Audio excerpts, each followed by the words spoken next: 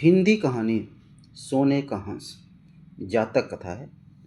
वाराणसी में कभी एक कर्तव्यनिष्ठ व शीलवान गृहस्थ रहा करता था। 3 बेटियों और एक पत्नी के साथ उसका एक छोटा सा घर संसार था, किंतु अल्प आयु में ही उसका निधन हो गया। मरणोपरांत उस गृहस्थ का पुनर्जन्म एक स्वर्ण हंस के रूप में हुआ, और पुनर्जन्म के उपादान और संस्कार उसमें इतने प्रबल थे कि वह अपने मनुष्य योनि के घटनाक्रम और उनकी भाषा को विस्मृत नहीं कर पाया। पूर्व जन्म के परिवार का मोह और उनके प्रति उसका लगाव उसके वर्तमान को भी प्रभावित कर रहा था। एक दिन वह अपने मोह के आवेश में आकर वाराणसी को उड़ चला, जहां उसकी पूर्व जन्म की पत्नी और 3 बेटियां रहा करती थी। घर के मुंडेर पर पहुंचा घर के मुंडेर पर पहुंचकर जब उसने अपनी पत्नी और बेटियों को देखा तो उसका मन खिन्न हो उठा, क्योंकि उनके मरणोपरांत उसके परिवार की आर्थिक दशा दयनीय हो चुकी थी। उसकी पत्नी और बेटियां अब सुंदर वस्त्रों की जगह चिथड़ों में दिख रही थी। वैभव के सारे सामान भी वहां से तिरोहित हो चुके थे।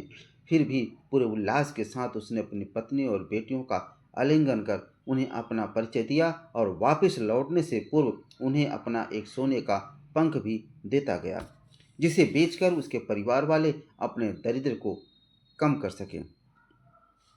इस घटना के बाद हंस समय समय पर उनसे मिलने वाराणसी आता रहा और हर बार उन्हें सोने का एक पंख दे जाता था।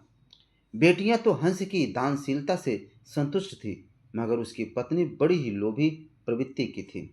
उसने सोचा, क्यों न वह उस हंस के सारे पंख निकालकर एक ही पल में धनी बन जाए। बेटियों को भी उसने अपने मन की बात कही, मगर उसकी बेटियों ने उसका कड़ा विरोध किया। अगली बार जब वह हंस वहां आया तो संयोगवश उसकी बेटियां वहां नहीं थी। उसकी पत्नी ने तब उसे बड़े प्यार से पुचकारते हुए अपने करीब बुलाया।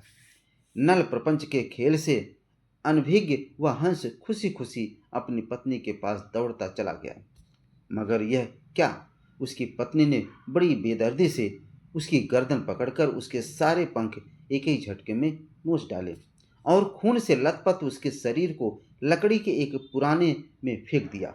फिर जब वह उन सोने के पंखों को समेटना चाह रही थी तो उसके हाथों सिर्फ साधारण पंख ही लग सके, क्योंकि उस हंस के पंख उसकी इच्छा के प्रतिकूल नोचे जाने पर साधारण हंस के समान हो जाते थे। बेटियां जब लौटकर घर आई तो उन्होंने अपने पूर्व जन्म के पिता को खून से सना देखा। उसके सोने के पंख भी लुप्त थे। उन्होंने सारी बात समझ ली और तत्काल ही हंस की भरपूर सेवा शुश्रूषा कर कुछ ही दिनों में उसे स्वस्थ कर दिया। स्वभावतः उसके पंख फिर से आने लगे, मगर अब वे सोने के नहीं थे।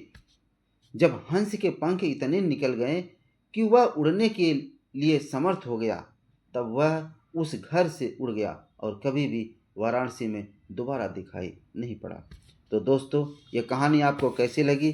अगर आपको इस कहानी को अच्छा लगा तो आप